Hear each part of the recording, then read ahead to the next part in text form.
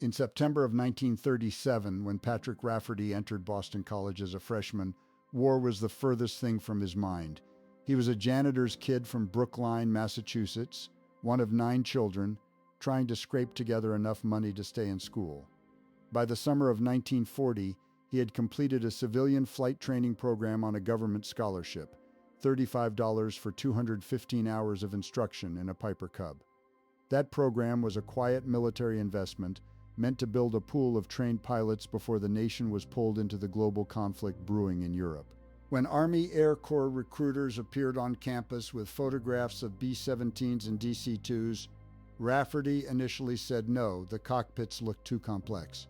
But the recruiters persisted, and when they offered him a second lieutenant's commission at $230 a month, more than most doctors earned, Rafferty signed the papers. His mother was horrified. She told him enlisted men did nothing but pick up cigarette butts, and officers did nothing but drink and swap wives. Rafferty assured her he would be an officer.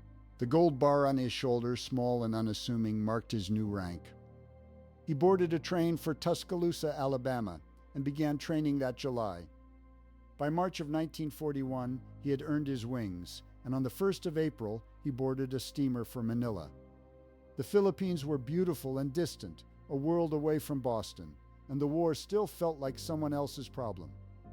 Rafferty arrived at Clark Field in May of 1941, assigned to the 2nd Observation Squadron flying O-46 and O-52 aircraft, single-engine observation planes nearly obsolete by any standard. The base was comfortable, the work routine. On weekends, Rafferty flew to Baguio in the mountains, played golf at Camp John Hay, and spent his evenings at the WWII Fronton in Manila, treated like a celebrity by the operators who wanted young Americans at their tables. The waiters took his bets, the bartenders left bottles of scotch on the counter, and the whole experience cost almost nothing. He made a close friend in Jay Mercer, a fellow second lieutenant from Duke University, smart and understated, with a toughness that would matter later. Together they explored the islands, traded with the Igorot people for spears and blowguns, and lived the easy, charmed life of young officers stationed far from any real danger.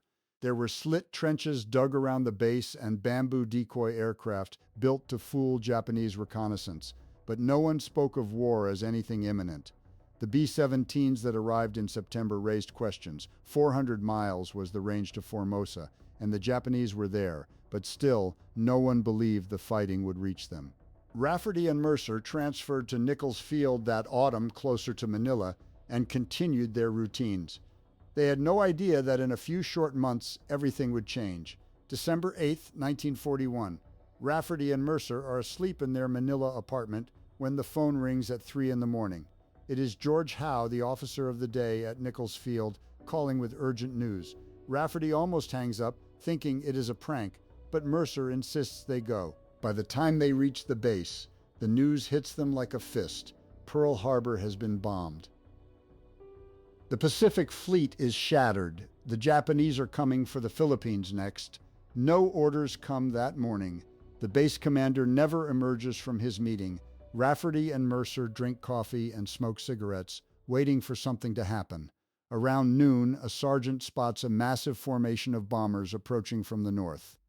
54 planes in precise echelons, flanked by 0 fighters. Someone mutters that they are dropping leaflets. Then the bombs begin to whistle. Nichols Field explodes into chaos. Runways crater, planes burn on the tarmac. Rafferty hits the dirt and covers his head. When the first wave passes, he and Lieutenant Warfield race toward the bachelor officers' quarters to grab their bags. As they sprint toward Warfield's car, they see it is smoldering. They stop about 100 feet away. The car blows apart in a fireball.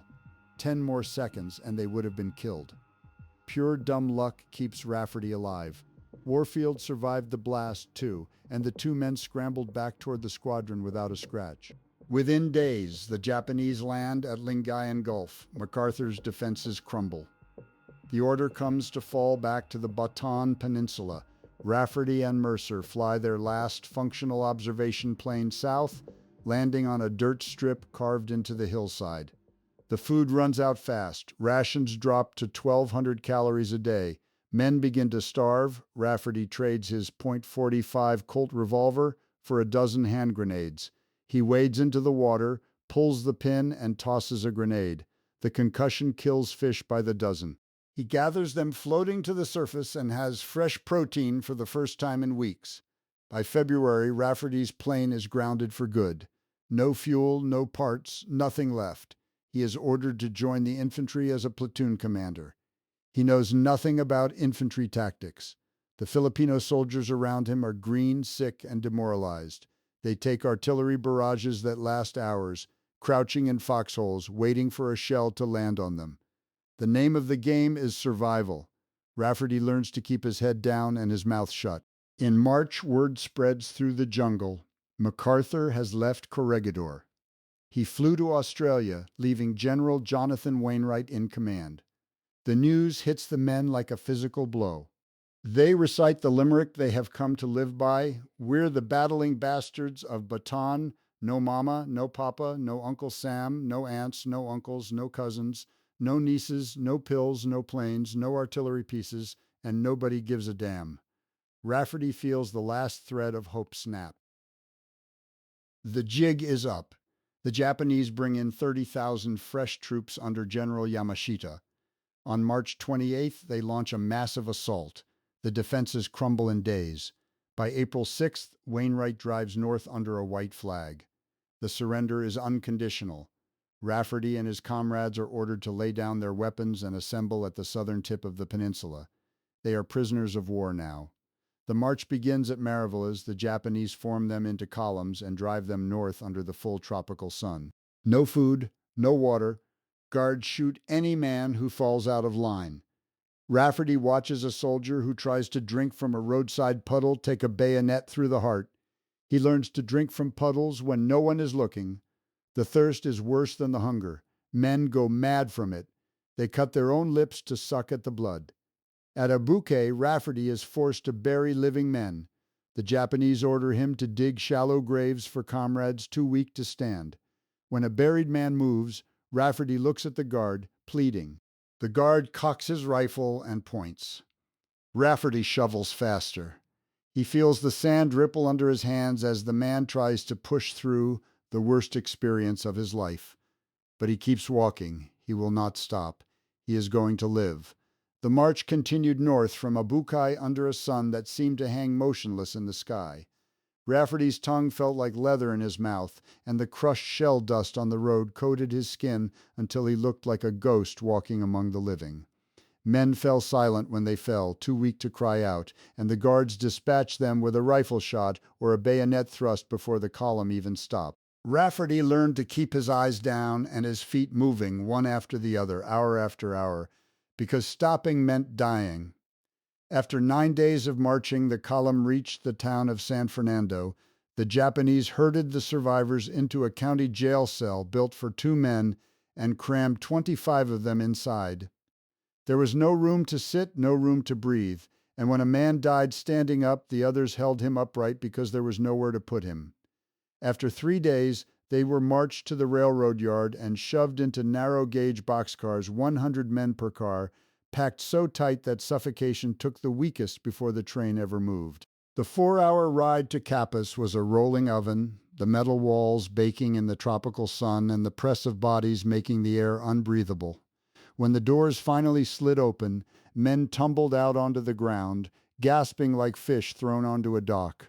Those who had died standing up inside the car simply fell where they had been standing. Rafferty walked on unsteady legs toward Camp O'Donnell, a place where over 2,000 men would die in the first few weeks from disease, starvation, and neglect. Rafferty was transferred to Cabanatuan, a former Philippine military training base converted into a prison camp. The Japanese put him to work harvesting sugarcane, and the razor-sharp leaves sliced his arms and face until the dried blood formed a brown crust on his skin. But the work had one advantage: he could sneak raw pieces of cane into his mouth while the guards watched the wrong men. The sugar kept him alive when the official rations would not have been enough. After 5 months at Cabanatuan, Rafferty was selected for transfer. He joined 1,500 other prisoners bound for Davao Pinel Colony.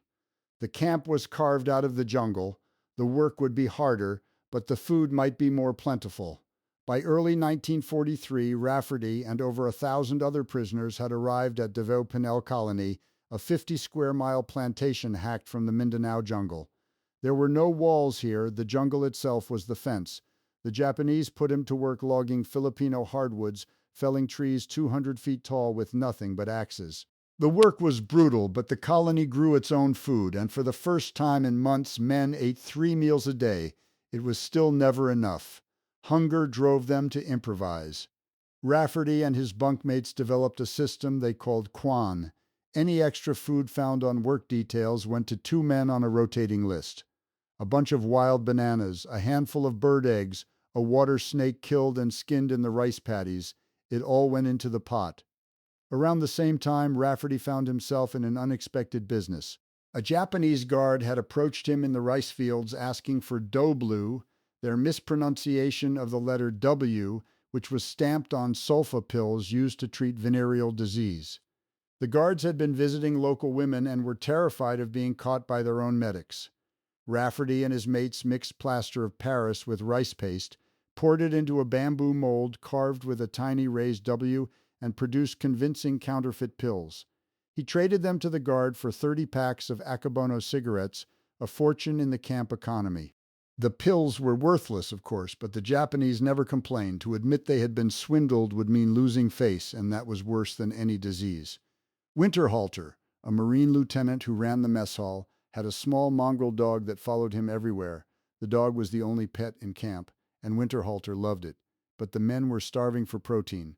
One afternoon, Alsabrooke grabbed the dog, knocked it out with a punch, and butchered it. The meat went into a stew with rice and gravy. Rafferty took a canteen cup of the stew to Father Bauman, a priest from Pittsburgh. Bauman ate with gusto until Rafferty told him what it was. The priest immediately ran outside and vomited. After the dog was gone, morale found strange vents. One afternoon at the rice fields, the same boastful guard who had bought Rafferty's fake doblu pills launched into his usual routine, claiming everything Japanese was the biggest and strongest in the world. Alsabrooke, the Texan who had helped kill Winterhalter's dog, asked him with a straight face about Japanese crabs, a reference to a common affliction. The guard, not understanding, nodded enthusiastically. "Oh, bigo, strongo, toxcan." The prisoners erupted in laughter they could not stop. The guard's face darkened. He loaded his rifle and pointed it at them, backing away slowly. For a long moment, no one breathed. Then he blew his whistle, and 6 more guards came running. They marched the detail back to camp at gunpoint, but no one was shot. The guard never boasted again, at least not where Americans could hear him. By mid-1943, a Navy lieutenant commander named Red McGuire had been quietly organizing an escape from Davao. McGuire was brilliant, a graduate of Annapolis who could play chess blindfolded and win. He selected his men carefully, each chosen for a specific skill. One sergeant had fabricated a portable water distiller. Others had stolen food from the kitchen for months, stashing it in the fields. On a Sunday morning, McGuire and 10 others simply walked out of the compound past the Japanese headquarters and disappeared into the jungle. They used a secret road the Filipinos had told them about, a route even the Japanese did not know existed. The Japanese were furious. They searched for days, and 5 of the escapees were captured. The camp was assembled to watch them die. 2 were forced to dig their own graves, then shot in the back by a firing squad. 3 others were beheaded, their heads paraded around the compound on bamboo poles. The message was unmistakable. Try to run, and this is what awaits you. But 6 men, including McGuire, made it to freedom. They reached Filipino resistance fighters who guided them to a nighttime rendezvous with an American submarine. Rafferty remained at Davao until the fall of 1943, when the Japanese moved the prisoners back to Cabanatuan. The work was the same, cassava fields, sugar cane, sweet potatoes, but the mood had changed. One afternoon in September 1944, Rafferty looked up from the fields and saw 60 aircraft flying east to west at about 6,000 feet. They were not Japanese. A few minutes later, the ground shook with the thump of bombs hitting Clark Field 40 miles away. For the first time in nearly 3 years, Rafferty saw American planes in the sky, and he knew, really knew, that the war was turning. Weeks later, by October, the Japanese received orders to evacuate. The prisoners were loaded onto trucks and driven to Bilibid prison, a crumbling Spanish-era fortress in the heart of Manila. Bilibid was not a labor camp, it was a transit hub, a place where prisoners were held before being shipped to Japan as slave labor. The walls were 15 feet high, topped with barbed wire. The floors were concrete slabs. There was no heat, no blankets, just the damp cold of December in the tropics. Rafferty found Mercer among the crowd of men packed into the old cell blocks. They shared a corner and a few whispered words. Whatever came next, they would face it together. On December 14, 1944, Rafferty and over 1,600 other prisoners were marched from Bilibid prison to Pier 1 in Manila. The harbor was a graveyard of sunken ships, the wreckage of American air raids visible in every direction. They boarded a luxury liner-turned-troop ship called the Oryoku Maru, and the Japanese crammed them into holds designed for cargo. The spaces were stifling, with bunks stacked 8 high and no ventilation except through the open hatches. Within hours, men were already dying of thirst and suffocation. For 2 days, the prisoners sat in the dark without food or water. The heat in the hold reached over 120 degrees.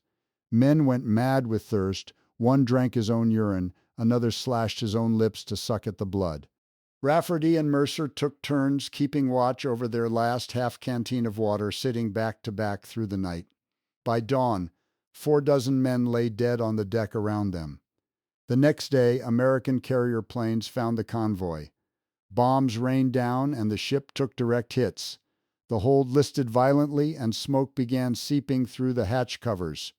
A major named Montgomery took command, organizing the men into orderly evacuation bays. When the Japanese finally allowed them out, Rafferty scrambled across the burning deck, found a galley sink, and drank until he could hold no more. He filled his canteen, found Mercer, and together they built a raft from shattered gun platforms and flotation belts. They jumped overboard into the shark-infested waters of Subic Bay. Rafferty and Mercer swam for shore, kicking through bodies and blood slick. Sharks hit men around them, but they kept moving, correcting for the current, dragging their makeshift raft. After 2 miles, they crawled onto the beach only to be met by Japanese Marines. A savage beating followed, then confinement in a tennis court with 400 other survivors. Of the 1,619 men who had boarded the Oryoku Maru, only 400 remained alive. The Japanese moved the survivors by truck and train back through San Fernando, then loaded them onto another freighter for the voyage north. In January, off the coast of Formosa, American bombers struck again. Rafferty jumped overboard for a second time, clinging to debris until fishing boats pulled him from the water. The survivors were transferred to yet another ship and finally reached Japan, where the winter cold proved more lethal than the bombs. Men who had survived the tropics for years now died of pneumonia in the unheated holds. Rafferty was moved to a camp at Fukuoka on the island of Kyushu, then shipped across the Sea of Japan to Incheon, Korea. At Incheon, he was put to work in a clothing factory, sewing buttons and cutting loose threads. The work was tedious but warm, and the camp was small, only about 175 survivors from the original Oryoku Maru group. Spring came, and with it, rumors that the war was ending. The guards grew quiet and anxious. In August, a lone B-29 appeared over Incheon, flying low and slow. Prisoners scrambled for cover, expecting bombs. Instead, the plane dropped oil drums fitted with parachutes, supplies, food, cigarettes, uniforms, boots, and medicine scattered across the compound.